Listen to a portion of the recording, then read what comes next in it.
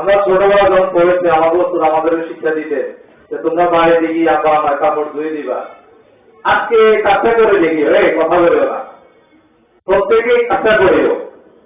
আমার যখন গোসল করে উঠবে দৌড় দিয়ে গিয়ে আমার কাপড়টা নিয়ে ধুয়ে দিতে চাইবা, তোমার হাতে জীবনও দিবে না, তুমি দৌড় করে নিয়ে ধুয়ে দিও। দেখবা কি দোয়ারা তোমার জন্য করে। তোমার আপনার ঘর থেকে বের হচ্ছে, তুমি তাড়াতাড়ি করে জুতোটা সোজা করে যাও, দেখবে তোমার জন্য কেমন দোয়া করে। এটা একটু ফলো করে দেখিও। যদি দোয়া না করে, খুশি না হয়, আমার কাছে রিপোর্ট দিবা যে হুজুর আমি তো আমার আপনার জুতো সোজা করে দিছি, আপনার পাঞ্জাবি আগাই দিছিলাম, আমার কাপড় ধুয়ে দিছি, কিচ্ছু বলে নাই, বরং আমাকে বলছে হ্যাঁ প্রতিদিন ধুয়ে দিবা। এরকম যদি কোনো বাবা মা বলে আমার কাছে এটা রিপোর্ট দিও। জীবনও কাজ করবে না, তুমি ধরতে গেলে ধরতে দিবে না, বরঞ্চ দোয়া করে আল্লাহ আপনার অনেক খুশি হবে। এটা আপনার আমার দোয়ার জন্যই তো যথেষ্ট, আর কিছু লাগে না। তোমাদের জন্য কত কষ্ট করে, বৃষ্টির মধ্যে ভিজে টাকা উপার্জন করে, রোদের মধ্যে ভিজে টাকা উপার্জন করে, এত কষ্টের টাকা প্রতিদিন তোমাদেরকে দিচ্ছে, মাস শেষে তোমাদের জন্য টাকা দেয়, অনেক কিছু কিনে দেয়। একটাই আশা, সেটা হলো তোমরা আদর্শবান হওয়া। জাতি তোমাদের থেকে একটা কিছু শিখে যেত, যদি এই কাজটা তোমাদের দ্বারা এখনই হয়ে যায়, দেখো প্রতিদিন তোমাকে 10 টাকা দিতে যদি দ্বিধাবোধ করতো, সামনে তো তোমাকে 20 টাকা করে প্রতিদিন আসতো তোমার টাকা দিবে, তোমাকে আর একটা খেলনা তুমি বেশি কিনে দিবে। দেখবে না আমার ছেলে আমার মেয়েটা অনেক পরিবর্তন হয়েছে, করবানি ইনশাআল্লাহ। হ্যাঁ, ছেলে যারা আছো তারা কেয়ারফুল থাকবে সবসময়। তোমরা মেয়ে না, তোমরা ছেলে, জগৎ তোমাদেরকে চিনবে, এলাকা তোমাদেরকে চিনবে। আজকে যদি তোমরা দুষ্টামি করো রাস্তাঘাটে, যেখানে টিভি চলে, যারা যারা টিভি দেখো, দোকানে যারা যারা বসে বসে টিভি দেখো, তোমরা একদিন হাফেজ হয়ে যাবো, আলেম হবা, মুফতি মুহাদ্দিস হবা, মাদ্রাসার বড় শিক্ষক হবা, তোমাদের কাছে ছাত্র দিবে না, বলবে কি ওকে তো আমরা চিনি, ও অমুক জায়গায় যারা যারা টিভি দেখতো, অমুকের মেয়ের সাথে কথা বলতো, গালি গালাজ করতো, অর্ধেক ফ্যান দিতে রাস্তায় রাস্তায় ঘুরতো, তোমাদেরকে চিনবে। তখন তোমাদের কাছে আর কোন ছেলে মেয়ে দিবে না, সম্মান দিবে না, সালাম দিবে না, বিপদের পরে দোয়ার জন্য আসবে না। আর এখন থেকে যদি তোমরা গড়ে উঠো, তো সবার মুখে একটা কথা থাকবে, অমুকের ছেলেরা অনেক ভদ্র, তাকে আমরা ছোট থেকে চিনি, এরকম দুষ্ট ছিল না। এই জন্য খুব খেয়াল রাখবা, নষ্ট হয়ে না বাবা, নষ্ট হয়েও না। এটার করতে তোমাদের কোনো টাকা খরচ হবে না।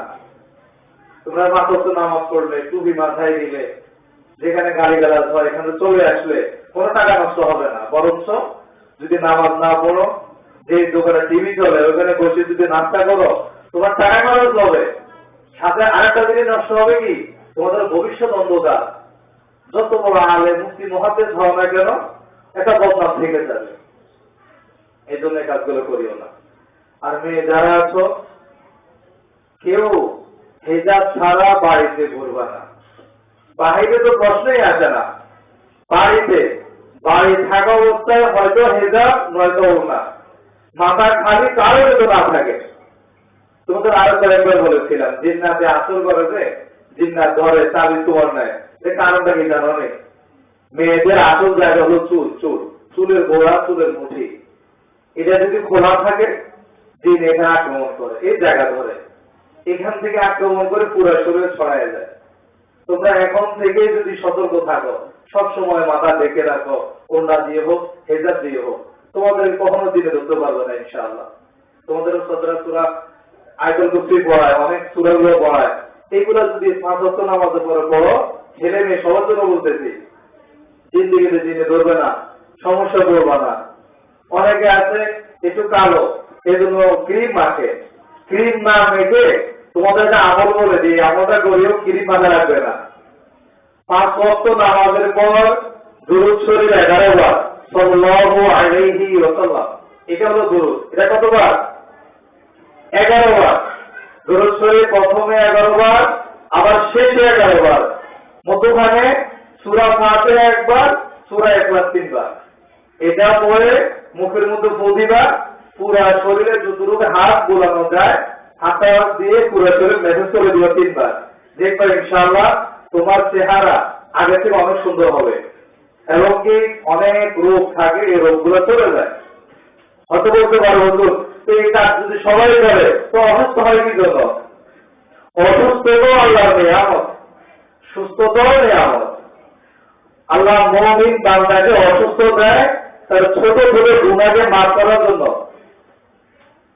অনেক গুনাহ আছে ইস্তেগফার পড়ার দ্বারা যায় না, দুরূদ শরীফ পড়ার কারণে যায় না, অসুস্থ হওয়ার কারণে যায়। মুমিন বান্দা যদি হুমিয়ে পড়ে যায়, যেটা আমরা মুসলিমরাই বলি আর কি, এই পড়ে যাওয়ার সাথে সাথে তার অনেক সগীরা গুনাহ মাফ হয়ে যায়। আর যদি তার অন্য সব পড়া হচ্ছে, হ্যাঁ, জ্বর হচ্ছে, ঠান্ডা লাগছে, এগুলো কারণে কি ভালো হয়? অসুস্থতাও যায় কিন্তু তার গুনাহ মাফ হয়ে যায়। এজন্য প্রত্যেকেই আমলটা করবা। আমলটা করার দ্বারা তোমাদের চেহারা সুন্দর হবে, সুস্থতার মধ্যে আরো বাড়তি হবে ইনশাআল্লাহ। এজন্য খেয়াল রাখিও, পাঁচ ওয়াক্ত নামাজ ঠিক মতো পড়বা। ছেলেরা মসজিদে গিয়ে, মেয়েরা ঘরের কোনায়, হ্যাঁ, যাদের সাথে দেখা দেওয়া যায় না, এখন থেকেই এটা অভ্যস্ত করো। আমরা যখন বড় হয়েছি, বড় হওয়ার পরে বাবির সাথে দেখা দেওয়া যায় না, এটা তখন জানছি, আগে জানি নেই।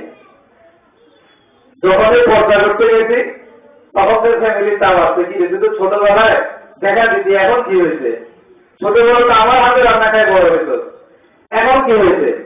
এই কথা তোমাদের শুনতে হবে না ইনশাআল্লাহ। তোমরা ছোট থেকেই মেসেজটা পাচ্ছ যে কার সাথে দেখা দেওয়া যায়, কার সাথে দেখা দেওয়া যায় না। এটা ওস্তাদরা তোমাদের ক্লাসে ক্লাসে বলে, এখনো বলতেছি। খালাতো বোন, মামতো বোন, ফুফাতো বোন, চাচাতো বোন, ভাবি, চাচি, এদের সাথে দেখা দেওয়া যায় না, বুঝছো? এদের সাথে দেখা দেওয়া যায় না।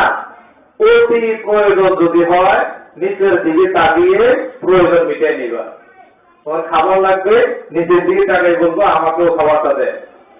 তোমার খালাতো বোনকে ডাকতে হবে, নিজের দিকে তাকিয়ে বলবো আপু তোমাকে ডাকতেছে, বুঝছো? মনে থাকবে। দেখো না, মাদ্রাসায় তোমাদের অভিভাবক আছে, হুজুরা কি চোখের দিকে তাকায় কথা বলে না নিচের দিকে তাকায়? কেন এটা জানো? চোখের দিকে তাকায় কথা বললে পর্দার খেলাফ হবে, গুনাহ হবে।